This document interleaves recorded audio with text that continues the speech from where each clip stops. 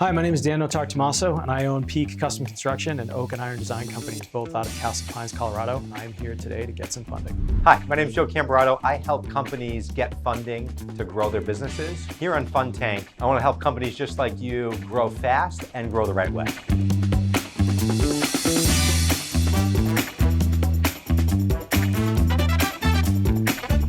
Hi, I'm Bianca D'Alessio, founder of the Masters Division at Nest Seekers International and #1 top producing real estate broker in New York City.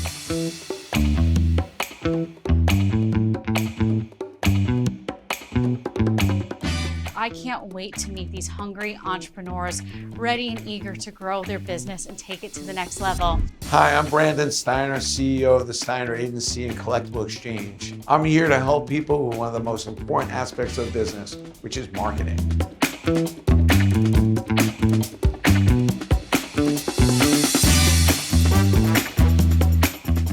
As a serial entrepreneur, I love to see and meet new people with new businesses, and that's why I'm on the Fund Tank. Let's see if they're going to get any money.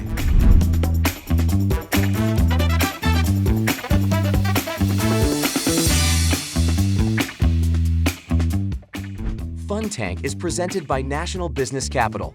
To work with Joe's team, go to nationalbusinesscapital.com/fundtank.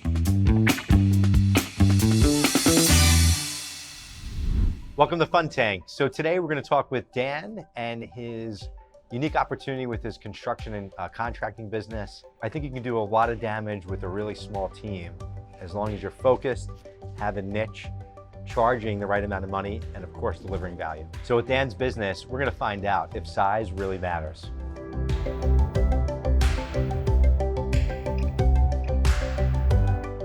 Hi, my name is Dan Tomaso. I own Peak Custom Construction and Oak and Iron Design Company. And I'm looking for $650,000 in funding today. Peak Custom Construction is a residential and commercial remodeler. We take on projects that other contractors are scared of. We have no limits to what we're willing to try. And our Oak and Iron Design Company is a design studio that brings all of those ideas to paper and to life by providing vision and then the products themselves for delivery to our clients. Awesome. Welcome to Fund Tank. The primary business that I own is Peak Custom Construction, and we are a commercial and residential general contractor. We focus on high-end home remodels. We also work for professional athletes, some of the Denver Nuggets. So we found a corner in the market where we're able to provide design and materials at a lower price than most of our competitors in town. We're working currently with one of the Denver Nuggets. We just built a training facility for him, and they used it when their facility actually went down for a certain amount of time due to some building issues. So the whole team came over to the building we were building in and worked out for the 3.5 weeks that they were out of their building.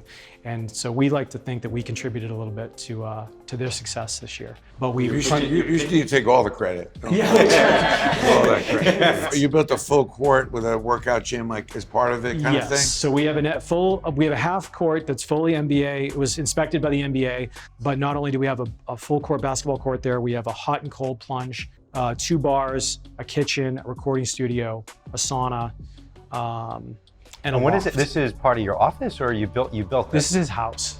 So, this is a house. Yes. You built this. Okay, got it. We built it. So we took it from an old Amazon shipping facility and turned it into a fully functioning house with his workout facilities in it. We are angling to be one of the contractors in Denver that is focusing on working strictly with professional athletes. So we've established a really good rapport with 2 of the players on the team, and we are kind of marketing our niche to be the preferred provider for professional athletes. They have these wild ideas, and some of them are younger kids that have fallen into these opportunities for themselves for the first time, and they put a ton of work into their profession, and then they want to finally get a chance to express themselves. Tell me about yourself though. What gets you in this business? I started in construction. I've been in construction since I was 18. Actually been in construction since I was 8. My dad owned his own electrical company back in Boston, and I was wiring lights at Harvard University when I was 10 years old. And then decided that I wanted to get more creative because I'm more of an artist at heart. I went to school for an English degree. And how many employees do you have at both companies? We tripled in size during the pandemic. Everyone came home and no one traveled. So they were putting all their money into their home In their offices. homes. Yep. Right? I'm in real estate, I know. Yeah. So people were picking the phone up with me and saying, hey, we can't go on vacation this year. Can you come do the basement that we've been putting off for 2 years?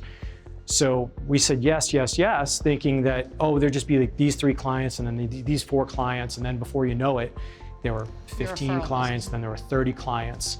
And so we manned up. So at one point I had 35 people. Between the two? Between the two. Okay. And it created an awful cash crunch for me. Being a business owner, there's this, the saying, going out of business or growing out of business, and that's where I was. We got so big so fast that my payroll was $40,000 every other week. And as a sole proprietor, it's really hard to make sure cash flow is right. Materials are here. COVID hurt us with materials sitting on docks in LA or being back ordered because plants were running half shifts. The things that keep me up at night are money. I've poured every ounce and every cent of my own money and time into this business. I struggled, and it's created a tremendous burden on me and my family. So when this opportunity came up, I didn't want to pass it by. So is that why you're here today, or have you recalibrated from the post-pandemic? I've definitely recalibrated. We've downsized a fair bit. I've trimmed all the fat that I had. Isn't it amazing that your business is growing, adding all those people, doing all those jobs, and you made less money? Yeah, you turn the treadmill up and just sprint harder and get off in the same spot. Yeah. I've preached it to everybody in my universe. I would rather focus my time on great customer service, white glove customer service for guys like that, where they say, hey, I saw this thing, can you get it for me? And before you know it, it's there and that's done. That's the type of look I'm going for. What I think what happens too is, and I see this with so many business owners, and we fund a lot of construction companies, by the way, all types of contractors, all trades. We're a big fan of construction and contractors. You guys are also building our country, so we appreciate it. Business owners, whether they're in your industry or others, you just run around and just take on any job and work. You think more sales equals more profit, more people equal more profit, and then you have all these people, you're doing all these different things, and you're like, where's the money? And it's so hard because everybody wants to get bigger. Yeah. And you got to want to be more profitable. Correct.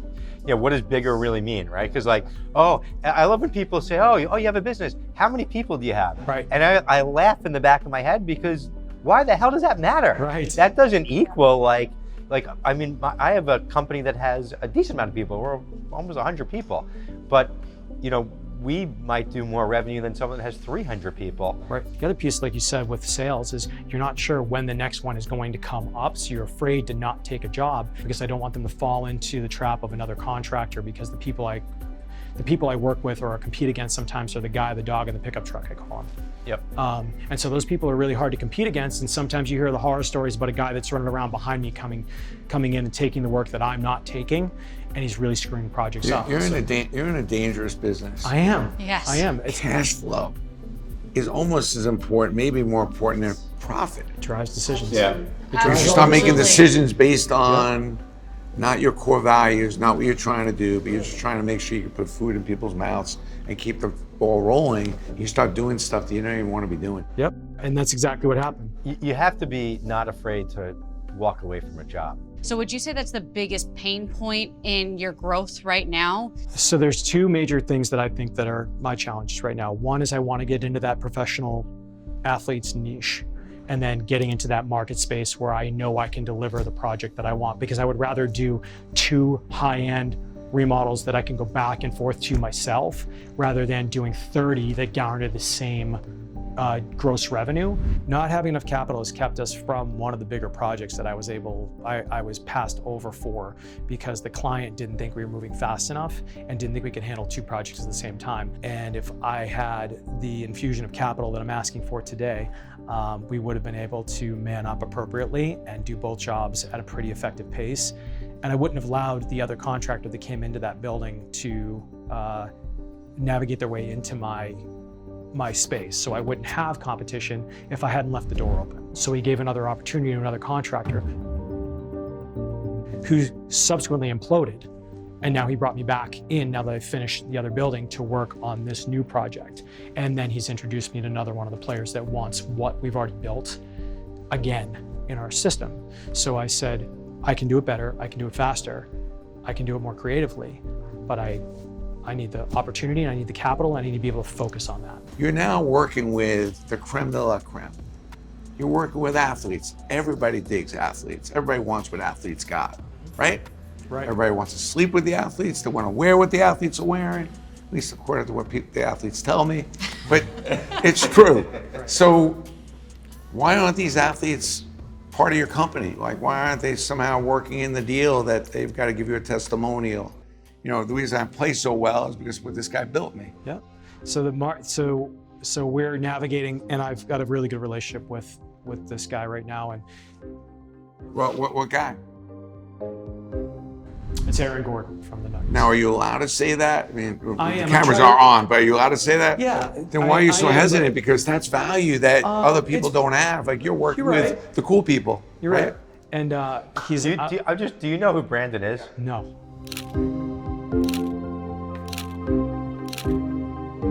I'm just a sports guy. Sorry. We'll talk about it.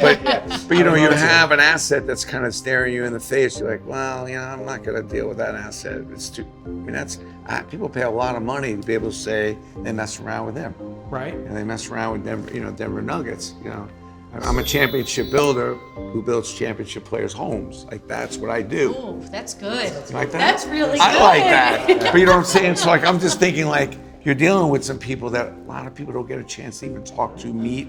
And in a lot of cases, they wait online a long time just to get an autograph. Right. That's what I'm told. But you got to stop doing shit that you don't like doing. Yeah, you're right. All right, that's the first formula for mediocrity. So before you even go any further, stop doing all this work that makes no sense to your creative soul and what you're about. Because it's taking you down, and it's confusing me just sitting here. You're all over the place. Sorry. I'd say, what the focus are you talking about? Like, narrow your focus to what you're really good at. There's nothing better when you actually realize what you're good at, which is really what life is all about, is finding out why you're here and what you're supposed to be doing. You already figured that out, and you refuse to accept it. I'm gonna go do this stuff that I'm not that good at, that I don't like. That makes no sense, and hard for me to really follow you. Like, the focus is, how do I go build some outrageous stuff? And how do you get some extra money to go do it? And are you going to get rid of all the rest of those projects and people? And I couldn't agree with that more. And I think when you're talking about all, I get why you've done what you're doing, but if you focus your effort on this, building out this portfolio and doing it right and exercising your creative side, I want to hear more about what you're doing with marketing. But in this realm and in this world, it is everything. I mean, word of mouth is going to be huge. And you've got the two probably best people here for what, because you have one of the best sports guys in history, and you have someone who's like not just a real estate agent, a mega real estate agent, but also a developer and a designer that like takes down whole apartment buildings, right? So with what he's talking about, it's like you have the two best people here that aren't just, you know, talking from, you know, out of their ass, they're talking from experience. But I think we all agree that there's a unique niche opportunity. There really is. I want to dive into the numbers a little bit. Sure. So how much revenue are you doing right now? So this past year, we just passed 5.2, but I'll watch my sales numbers month to month. But we're averaging about 350,000 a month in revenue on an average target, and that's pretty consistent. Got it. And you want 650 grand. What is that? Like, what's that for? So there's a combination of things. I want to be out of the MCA space. We haven't really dove into that at all, but that's one of the biggest mistakes. We're getting there. Yeah, that'll be one of the biggest mistakes I made. But I want to get to a spot where there's capital at the front of the job so I can buy the material, have it waiting at job sites so that we're hustling through the job to get to that space. I need to increase my marketing budget slightly. I need a couple of professional vehicles.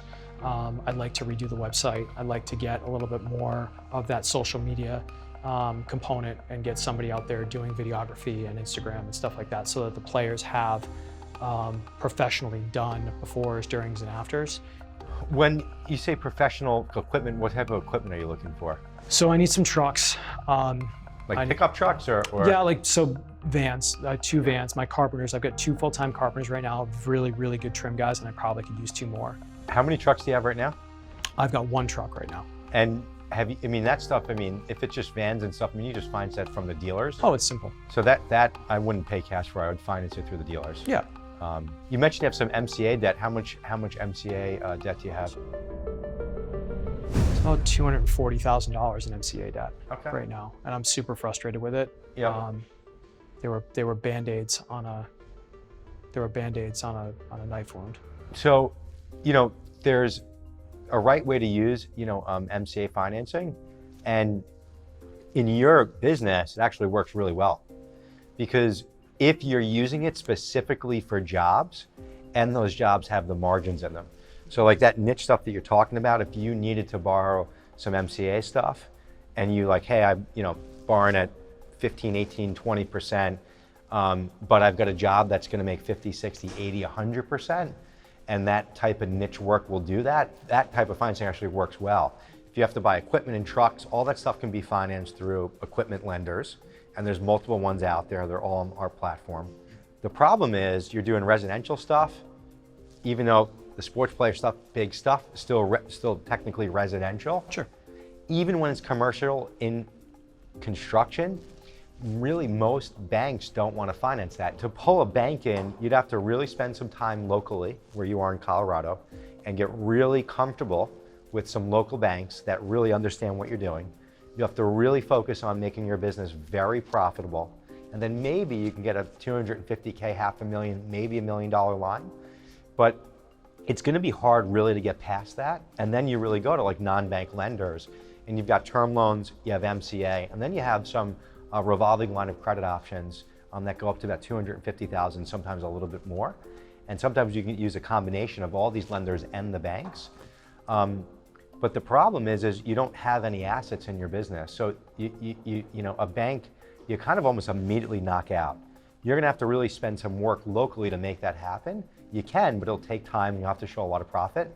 And I think you mentioned a lot of different things there, and I think they're all exciting.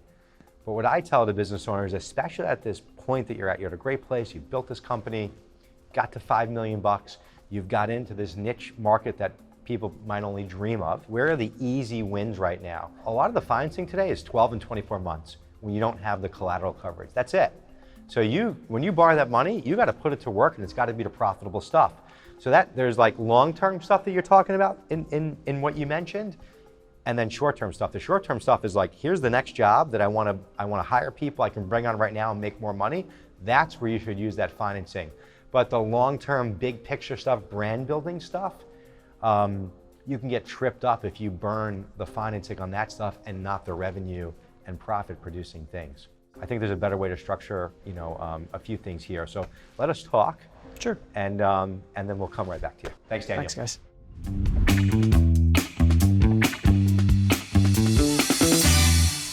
It's pretty interesting that he's here pitching, and between you with the development and all the creative stuff that you do, and then all the sports experience that you have, I was kind of blown away that this niche that he has. I wasn't expecting that when he started talking Yeah. about construction. It was fascinating. I felt like it was almost like a side drop, part of the conversation, until we really started prying to want to know more. Yeah, and dug out the whole niche. Yep. Hey, what if you just went in this whole direction of, you know, sports players, and then that whole artist component. With so many business owners, artists, they want to deliver and do the right thing, and they're afraid to charge. He's almost too nice. I'm so happy you brought that up, because I was thinking that the artist component, and I've found myself in that trap before too, of not recognizing the value of your work because you're so passionate. I think there's something here. I feel like we can help him, but I think I need to work with him a little bit after the fact and get clear on where he's putting money to work. He probably needs a business coach. He needs an operator. He needs a coach. I think he needs to be focused on just that business. If he wants to grow that vertical of his business, just focusing on that. And I think he needs someone to be overseeing the management of his team and where those pipelines of business are coming in from, to make sure he's staying on that path. Because it's very easy when you don't see that next job coming in to slip right back in to feeling what's very, very comfortable and what's going to pay the bills and solve the cash flow issue. Yep, I agree.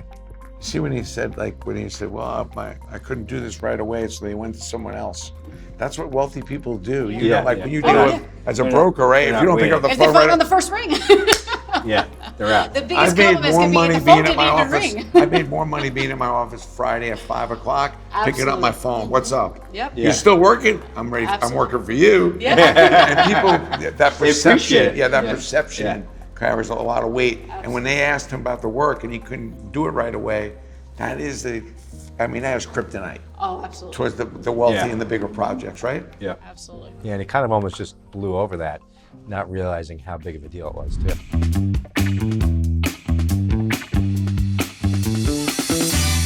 All right, so Mr. Daniel, we really appreciated the conversation, all said, and definitely think you have a unique opportunity. I almost feel like you knew the opportunity you had, but not maybe fully how big it is after maybe this conversation. I feel like we kind of really brought something to light. You came here for one thing, maybe you're leaving with something else. I want to work with you and I want to help you get really clear on where you're going to put money to work. Because I think right now, if we just got you $650,000, it's not really clear on how you're going to execute on that to really grow the company the right way. Okay. But I want to help you.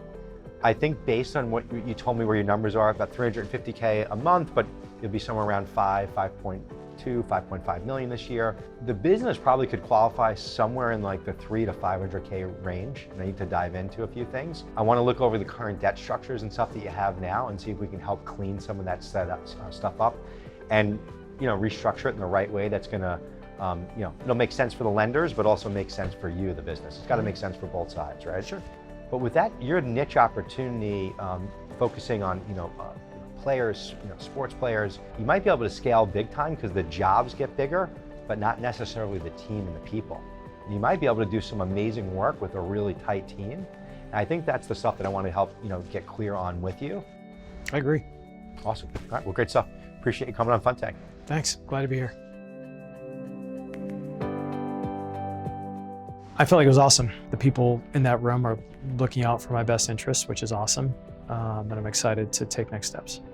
I like that they took more of an interest in the business to understand a little bit more about it and help define a vision that I knew in my heart was where I wanted to go, but saying out loud kind of made it more real. Just the more time you put your brain on stuff like this, the better off you're going to be. So overall, an exceptional experience, really pleasant people, and a good learning experience for me.